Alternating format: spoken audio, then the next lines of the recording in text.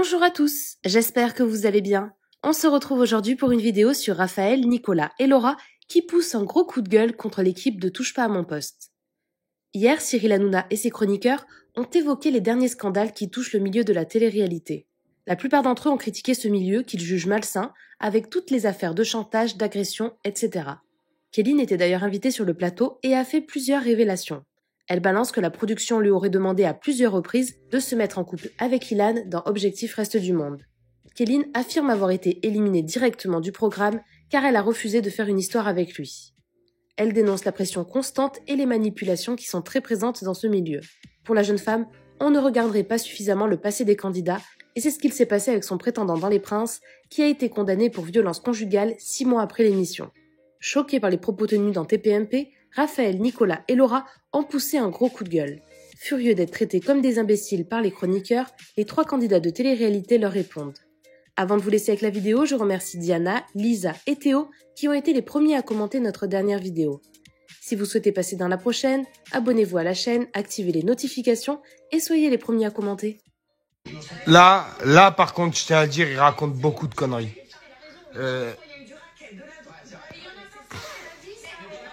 Il raconte beaucoup de merde. Ah, je vous le dis.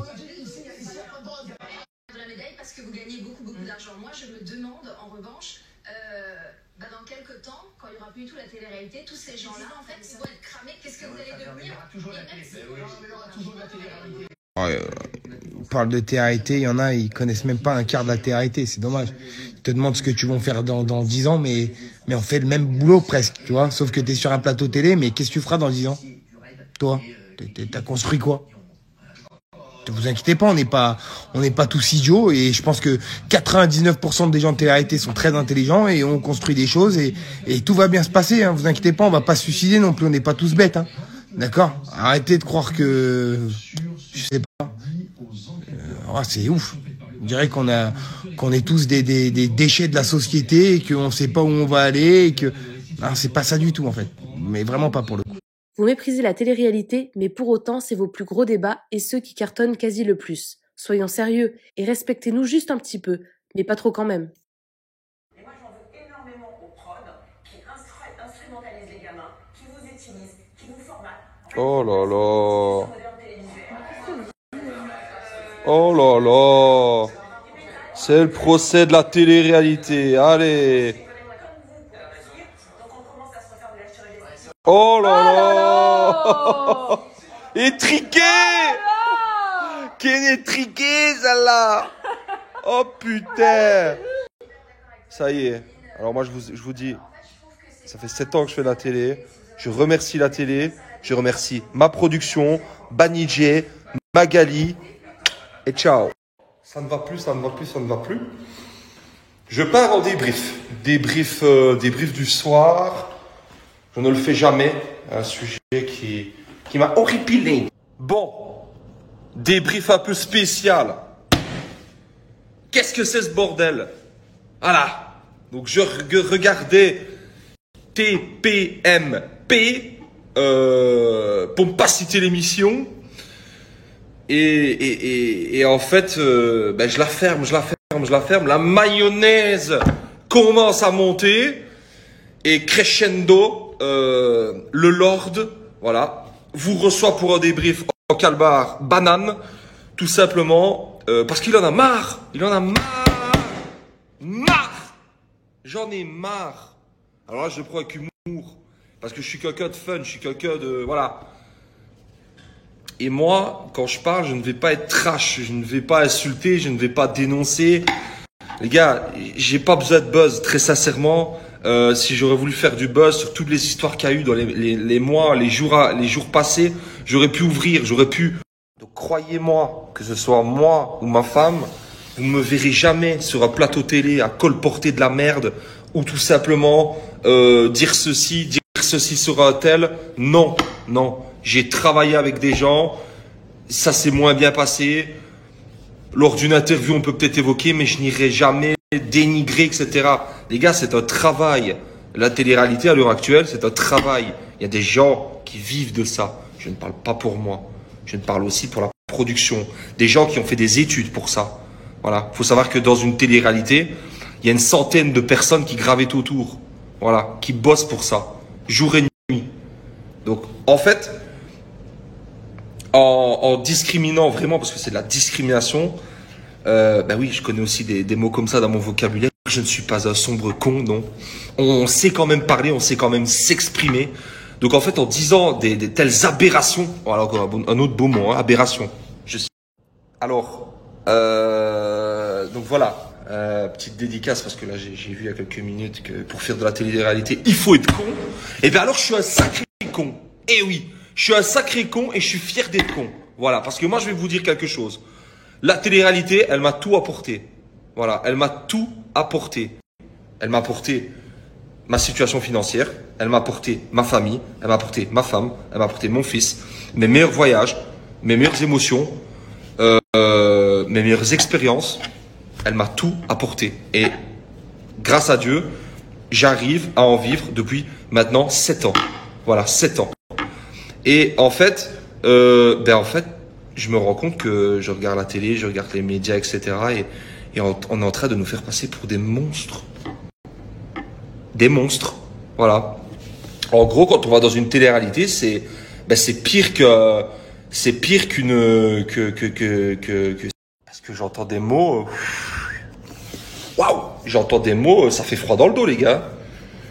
Prostitution, j'entends des viols, des trucs.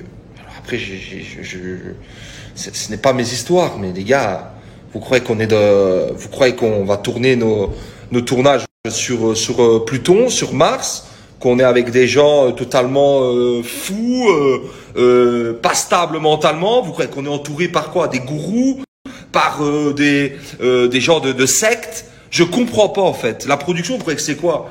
Vous croyez que c'est des grands Manitou, c'est des gens qui vont faire qui vont faire des trucs chelous? Je ne comprends pas en fait. Là, à l'heure actuelle, pourquoi on est en train de cracher sur la télé-réalité? Pour certains, sont en train clairement de cracher dans la soupe qu'elles ont bu et rebu depuis des années. Je ne comprends pas. Je ne comprends pas. C'est quoi? Donc moi, bien évidemment, on est en train de dire que je suis dans un milieu de prostitution, de drogués, de violence, de délits, de crimes. Je me dis, c'est pas le monde que je connais, moi. Moi, les gars, quand je vais en été, je vais avec ma bande de potes, je me régale. Je me régale. Et j'ai pas besoin de simuler des ruptures avec ma femme. J'ai pas besoin. À l'heure actuelle, je suis avec ma femme, j'ai mon enfant, je vis loin de tout, je fais mes tournages, je rejoins ma bande de potes, tout simplement. On ne me réveille pas le matin en me disant Nico, tu vas faire ci, Nico, il faut que tu te mettes en couple, il faut que ton couple pète avec Laurent, il faut que tu fasses ceci pour le buzz, on va faire les millions de téléspectateurs. Les gars, on me dit pas ça. Les gars, on me dit pas ça. Dans la vie actuelle, je suis comme ça. J'ai envie de faire ça, j'ai envie de jeter. Donc voilà, tout simplement, peinez que vous êtes en train d'essayer de nous faire passer pour des monstres et des diables. Parce que nous, au final, on fait que faire notre passion. Voilà, pour moi, c'est même pas un boulot, parce que quand je vais tourner 2 mois avec mes potes dans le sud de la France, ou en Marbella, etc., que je fais des compétitions sportives, qu'il y a toute une équipe derrière moi pour me mettre en condition, qui est là, que ce soit pour le linge, que ce soit pour les courses, etc. Et en plus qu'on est payé à faire ça, je suis désolé, en fait, ce n'est pas un crime de faire de la télé-réalité. Et à l'heure actuelle, vous êtes en train de dire que faire de la télé-réalité, c'est un crime. Eh ben non. La télé-réalité n'est pas un crime. La télé-réalité est un loisir, un divertissement. Et moi, je suis fier. Vous savez que je suis fier que quand une femme, que ce soit de 50 ans, de 60 ans, même une mamie de 75 ans me dit « Oh là là, quel bonheur, j'attends 18h50 tous les jours parce que vous me faites rire. » Alors, on n'est pas des monstres. Arrêtez de croire ça. On fait de la télé-réalité. On est des gens normaux. On est des gens comme tout le monde. Je fais de la télé-réalité parce que j'ai choisi d'en faire. Parce que j'aime le faire. Tout simplement. Et tous ceux qui disent que c'est de la merde, c'est parce que ils sont nuls. Voilà. Tout simplement. Ou qui sont has-been. Ciao. Comme le H d'Hawaï. Ça sert à rien.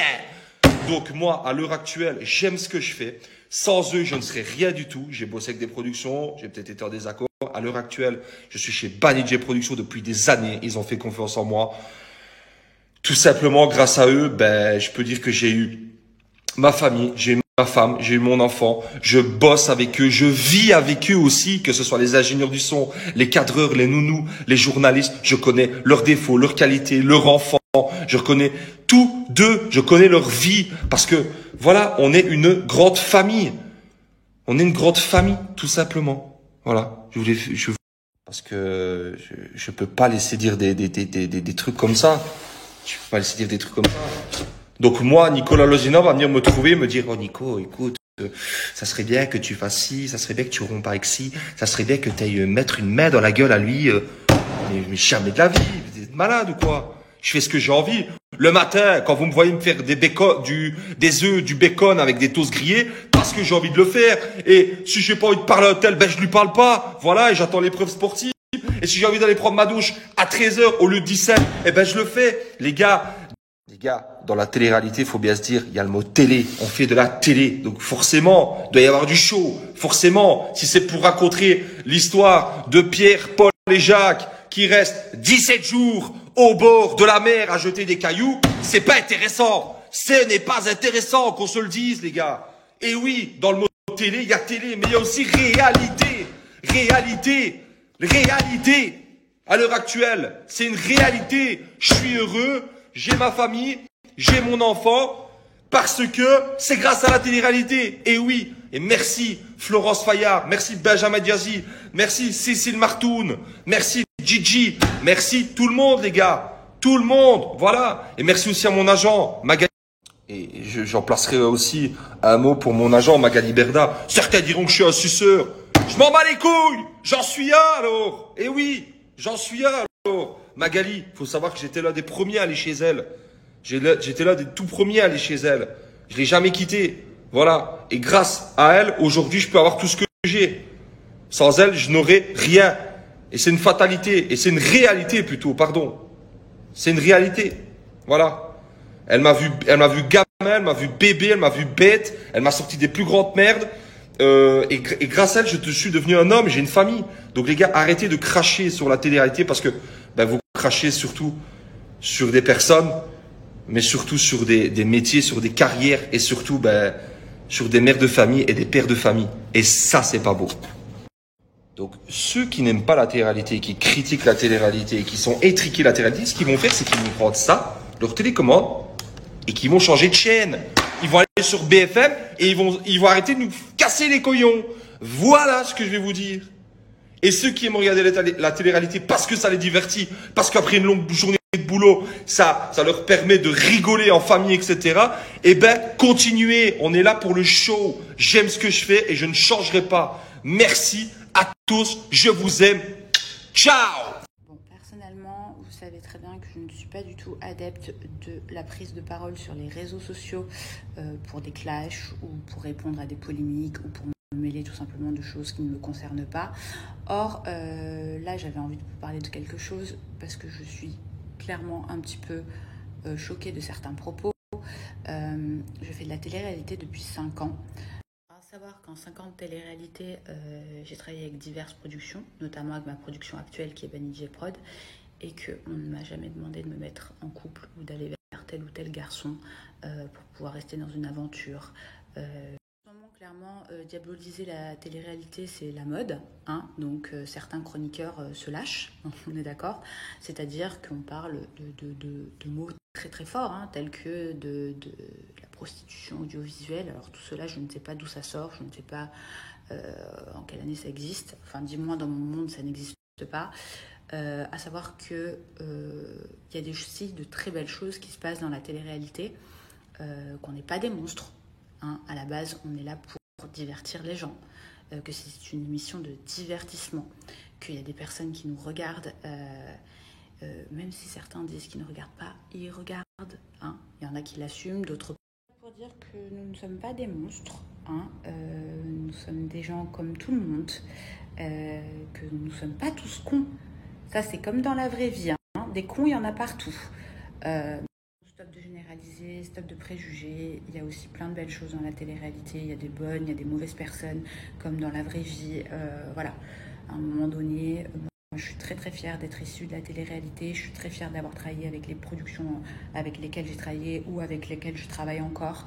Personnellement, voilà. On est là pour divertir, on est là pour rigoler, pour faire rire les gens.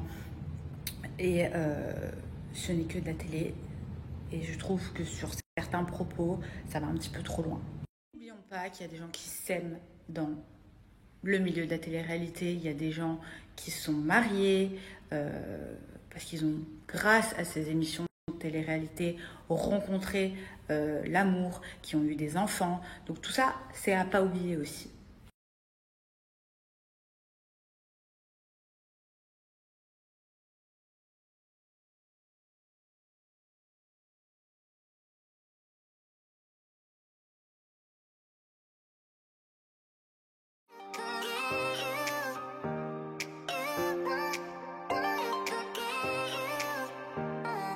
You